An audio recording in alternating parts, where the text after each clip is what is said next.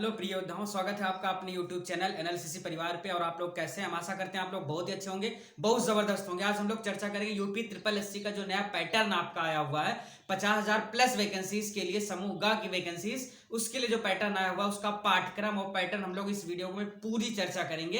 तो आप से रिक्वेस्ट है कि वीडियो के अंत तक बने रहिएगा, तब आपको सारी जानकारी मिलेगी। जैसे कि जो हमारा है उसको हम जानते हैं पीईटी, यानी कि प्रीलिमिनरी एलिजिबिलिटी टेस्ट। जो हमारा पीईटी है वो प्रीलिमिनरी एलिजिबिलिटी टेस्ट है, यानी कि प्राथमिक आहर्ता परीक्षा।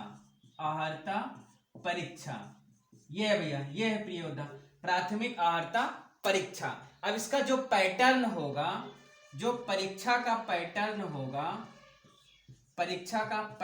जो होगा, इसमें 100 नंबर के क्वेश्चन आपके पूछे जाएंगे और आपको इसके लिए 120 मिनट समय दिया जाएगा। 120 मिनट का समय दिया जाएगा, यानी कि आपका जो नंबर आप क्वेश्चन रहेगा वो 100 रहेगा और 120 मिनट रहेगा, यानी कि 2 घंटे का समय आपको दिया जाएगा। ये होगा परीक्षा का पैटर्न। और प्रत्येक सही अंक के लिए आपको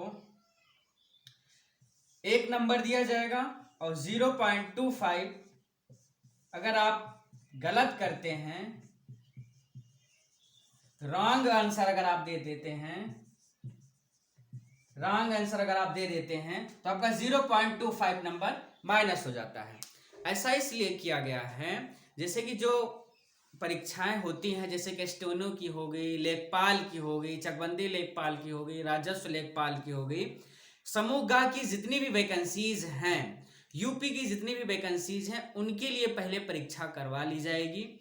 ये सिर्फ और सिर्फ ऑफलाइन मोड होगी। अभी तक ऐसी जानकारी नहीं कि ऑनलाइन होगी, ऑफलाइन मोड ही होगी। इसमें परीक्षा का जो पैटर्न है वो ये है और सभी का एक निश्चित सिलेबस है कि क्या कितने नंबर में कौन से टॉपिक से पूछा जाएगा। जैसे कि आपके एंशिएंट हिस्ट्री हो गई और मेडुअल हिस्ट्री भी है, तो इतिहास है, हमारे भूगोल हैं, इंग्लिश को भी सम्मिलित किया गया है 5 नंबर में। तो उन सबके पाठ्यक्रम को, सबके पैटर्न को हम लोग अच्छे से विश्लेषण करेंगे, तो आप लोग वीडियो के अंत तक बने रहिएगा। अब जो हमारा पाठ्यक्रम है, जो सिलेबस है, उस पर हम लोग चर्चा कर लेते हैं, देख लेते हैं। तो सबसे पहले आप देखिएगा, लिखा हुआ है भारतीय इतिहास। जो भारतीय इतिहास है ये 5 नंबर में पूछा जाएगा। जो भारतीय इतिहास है ये 5 नंबर में पूछा जाएगा। इसके कुछ इंपॉर्टेंट टॉपिक्स हैं, जैसे कि तुम्हारा हो गया सिंधु घाटी सभ्यता हो गई, और जैसे कि तुम्हारा वैदिक संस्कृति हो गई, और बौद्ध धर्म हो गया, जैन धर्म हो गया, और गुप्त वंश हो गया, हर्षवर्धन, राजपूत काल, इस तरह के टॉपिक होंगे जो हमारे भारतीय इतिहास से पूछे जाएंगे। दूसरा हमारा कह रहा है कि भारतीय राष्ट्रीय आंदोलन। एक्चुअली में ये दोनों टॉपिक जो हैं ये हिस्ट्री से ही हैं, ये हमारे हिस्ट्री से ही है प्रिय योद्धा, लेकिन इसमें जो है इसको भारतीय इतिहास को अलग कर दिया गया और भारतीय राष्ट्रीय आंदोलन को अलग कर दिया गया, यानी कि ये एंशिएंट हिस्ट्री की बात हो जाती है और ये मिडुअल की या मॉडर्न हिस्ट्री की बात हो जाती है। तो ये हिस्ट्री के टॉपिक हो गए। तो भारतीय राष्ट्रीय आंदोलन में जो मुख्य टॉपिक्स है, हमारे भारतीय राष्ट्रीय आंदोलन में जो मुख्य टॉपिक्स है, जैसे कि हमारा हो गया स्वाधीनता आंदोलन, जो 1857 की क्रांति हुई थी वो वाला हो गया, और फिर हमारा सुभाष चंद्र बोस के समय का जो काल था। इस तरह के तमाम टॉपिक्स हैं जो हमारे भारतीय राष्ट्रीय आंदोलन के टॉपिक रहे हैं।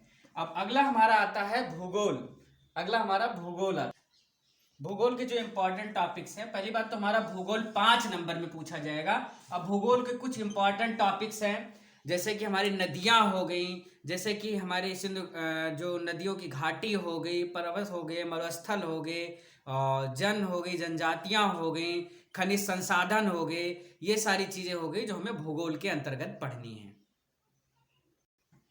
अगला है हमारा जैसे कि भारतीय अर्थव्यवस्था। अब भारतीय अर्थव्यवस्था जो है वो 5 नंबर में पूछा जाएगा।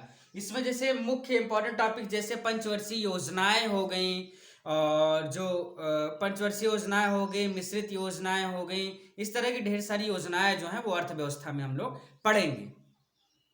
अगला टॉपिक है हमारा भारतीय संविधान। इसमें जैसे संविधान को बनने में कितना समय लगा था, इस तरह के टॉपिक हो गए। मौलिक कर्तव्य हो गए, मौलिक अधिकार हो गए, नीति निर्देशक तत्व हो गए, और उसका संबंध हो गया, न्यायिक ढांचा हो गया, सर्वोच्च न्यायालय हो गया, उच्च न्यायालय हो गया, इस तरह के सारे टॉपिक जो है हम इसमें संविधान में पढ़ेंगे। अब उसके बाद जो हमारा अगला टॉपिक आता है भैया, वो हमारा सामान्य विज्ञान का आता है। प्रिय योद्धा, सामान्य विज्ञान हमारा 5 नंबर में पूछा जाएगा। इसमें 3 तरह के टॉपिक होंगे। पहला आपका होगा भौतिक विज्ञान, जो कि प्रारंभिक होगा, एकदम प्रारंभिक होगा, प्रारंभिक भौतिक विज्ञान होगा। और दूसरा आपका जो होगा वो रसायन विज्ञान होगा, ये भी प्रारंभिक ही होगा। रसायन विज्ञान जो हमारा होगा ये एकदम प्रारंभिक बेसिक नॉलेज जो आपके होंगे। और तीसरा आपका होगा जीव विज्ञान, ये भी एकदम भौतिक ही होगा। ये 3 टॉपिक से आपके क्वेश्चन पूछे जाएंगे। पीईटी परीक्षा में क्वेश्चन पूछे जाएंगे, वो केवल 5 नंबर में ये सिलेबस होगा आपका। ये 5 नंबर में हम लोगों को अध्ययन करना है। अब अगला हमारा जो टॉपिक आता है प्रारंभिक अंक गणित। तो प्रारंभिक अंक गणित में 5 नंबर का पूछा जाएगा। इसके कई सारे टॉपिक्स हो गए, जैसे कि पूर्ण संख्याएं हो गया, जो आपकी पूर्ण संख्या होगी वो पूछा जाएगा। और भिन्न हो गया, दशमलव की संख्याएं हो गई, प्रतिशतता हो गया, साधारण अंक गणितीय समीकरण हो गए, जो आपके समीकरण पूछे जाते हैं वो हो जाएगा। फिर स्क्वायर और स्क्वायर रूट हो जाएगा, वर्ग और वर्गमूल हो जाएगा आपका, घातांक एवं घात हो जाएगा। और लास्ट टॉपिक इसका हो जाएगा औसत। अब अगला हमारा आता है प्रिय योद्धा सामान्य हिंदी। अब जो सामान्य हिंदी है इसमें से जनरली टॉपिक्स आपके पूछे जाएंगे, जैसे कि विलोम शब्द हो गया, मुहावरे हो गए, लोकोक्तियां हो गया, समानार्थी शब्द हो गए, पर्यायवाची हो गया। इस तरह के टॉपिक्स जो हैं वो हमारे हिंदी से पूछे जाएंगे। सामान्य हिंदी से आपके सारे टॉपिक्स पूछे जाएंगे। अब इसमें नई चीज, पहले ये यूपी ट्रिपल एससी में सबसे पहले जो था यूपी ट्रिपल एससी, उसमें अंग्रेजी नहीं पूछा जाता था, इंग्लिश नहीं था। लेकिन अब पहली बार ये इंग्लिश को सम्मिलित किया गया है, सामान्य अंग्रेजी को इसमें सम्मिलित किया गया है, जो कि भैया 5 नंबर में आएगा। अब 5 नंबर में इसमें 2 तरह के होंगे। पहला ये कहता है 5 नंबर में जो आपका आएगा ये होगा व्याकरण, यानी कि आपका ग्रामर आएगा, ग्रामर आएगा। और दूसरा कह रहा है पैसेज आएगा, आपठित पैसेज आएगा, वो आपको फिलअप करना रहेगा। तो ये दोनों टॉपिक आएंगे आपके मिला करके कितने नंबर में? 5 नंबर में। तो अंग्रेजी का सिलेबस हमारी ये 5 नंबर का है। अगर हम लोग 10 नंबर पे देखते हैं, हमारा तो तर्क एवं तर्क शक्ति यानी लॉजिक्स एंड रीजनिंग, ये हमारा 5 नंबर में पूछा जाएगा। इसमें इस तरह के टॉपिक होंगे जैसे कोडिंग, डिकोडिंग हो गया, रिलेशन हो गया, यानी कि संबंध हमारा हो गया, कैलेंडर और घड़ी हो गई, और जो अलग तरह से एक समूह दिया जाता है और उस समूह को अलग करके फिर बताना होता है कि इसमें से क्या अलग है, इस तरह के क्वेश्चंस हो गए। और जो हमारा क्रम हो गया, डिसेंडिंग आर्डर्स हो गए हमारे, और इस तरह के क्वेश्चंस हमारे जो है वो रीजनिंग से पूछे जाएंगे।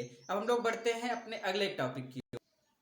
अब सिलेबस का जो 11वां टॉपिक है भैया वो है हमारा समसामयिकी, यानी कि करंट अफेयर्स। क्या है? Current affairs. अब करंट अफेयर्स में जैसे कि वर्ल्ड का करंट अफेयर हो गया, वर्ल्ड का करंट अफेयर हो गया, और दूसरा भारत का करंट अफेयर्स हो गया। तो ये दोनों हमारे पूछे जाएंगे। वैश्विक हो जाएगा और जो हमारा विश्व का हो जाएगा, विश्व का यानी कि वैश्विक हो जाएगा, और जो भारत का हो जाएगा वो दोनों पूछा जाएगा समसामयिकी के अंतर्गत। फिर इसके बाद अगला टॉपिक हमारा आता है सामान्य जागरूकता। जो अगला हमारा है सामान्य जागरूकता, ये 10 नंबर में पूछा जाएगा। इसमें कई टॉपिक्स होंगे हमारे, जैसे कि हमारे टॉपिक्स है भारत के पड़ोसी देश हो गया, देश की राजधानी और मुद्रा हो गई, भारत के राज्य तथा केंद्र शासित प्रदेश हो गए, इसके अलावा भारत के जो संसद है, राज्यसभा है, लोकसभा है, विधानसभा, अंतर्राष्ट्रीय दिवस हो गए, कुछ जो प्रमुख स्थान उनका मुख्यालय कहाँ पे है, इस तरह के टॉपिक्स हमारे इसके अंतर्गत पूछे जाएंगे। और जो पुरस्कार हो गए, विजेता हो गए, इन सारे टॉपिक्स हमारे इसके अंतर्गत पूछा जाएगा। अब इसके बाद भैया अगला है आपठित हिंदी गद्यांश का विवेचन एवं विश्लेषण। ये हमारा है 10 नंबर का। अगर आप देखें तो हिंदी का जो सिलेबस कह रहा है वो पहले से 5 नंबर का ऑलरेडी था, और ये गद्यांश मिल गया 10 नंबर का, यानी कि टोटल हिंदी आपकी कितने में आने वाली है? 15 नंबर में आपकी टोटल हिंदी आने वाली है। यानी कि ये 5 नंबर हमारा ग्रामर पे मिलेगा हमारा, और 10 नंबर ये हमारा पद्यांश गद्यांश पे मिलेगा भैया, गद्यांश पे, पैसेज पे मिलेगा। अब इससे जो क्वेश्चंस होंगे वो 5-5 नंबर में डिवाइड होंगे। जो विवेचना होगी, विवेचन होगा या विश्लेषण होगा, तो हमारी हिंदी टोटल कितने में आने वाली है? 15 नंबर में आने वाली है। तो अपना डाउट क्लियर कर लीजिएगा कि हिंदी 10 नंबर में या 5 नंबर में नहीं है। 10 नंबर में आपका गद्यांश है और 5 नंबर में आपका ग्रामर है, इसलिए टोटल हिंदी आपकी आएगी 15 नंबर में।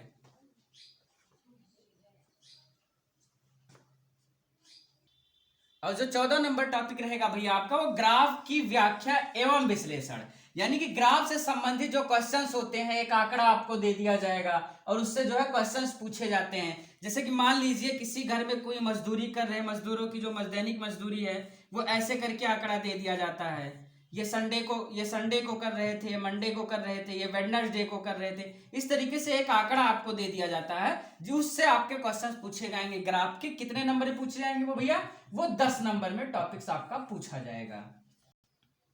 और जो इसके बाद लास्ट वाला टॉपिक जो हमारा 15 नंबर का बचता है, वो कहता है तालिका की व्याख्या एवं विश्लेषण। एक तालिका आपको दे दी जाएगी, उससे आपके क्वेश्चंस पूछे जाएंगे। वो कितने नंबर के क्वेश्चन वहां से पूछे जाएंगे? आपके 10 नंबर के क्वेश्चंस पुट अप किए जाएंगे।